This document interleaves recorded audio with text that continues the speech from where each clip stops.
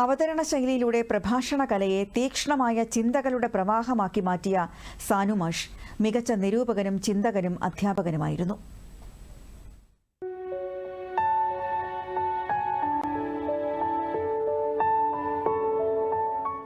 കേരളത്തിന്റെ സാംസ്കാരിക മണ്ഡലത്തിലെ ഏവരും ബഹുമാനിക്കുന്ന ശബ്ദമായിരുന്നു മലയാളികൾ സ്നേഹത്തോടെ സാനുമാഷ് എന്ന് വിളിച്ചിരുന്ന MK സാനു.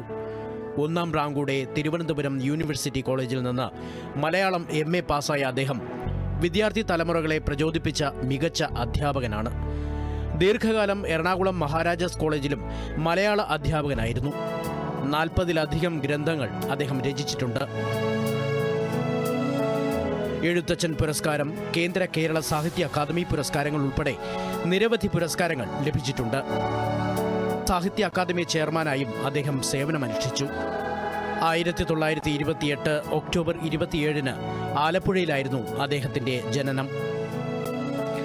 1987 എറണാകുളം നിയമസഭാ മണ്ഡലത്തിൽ നിന്ന് MLA ആയി.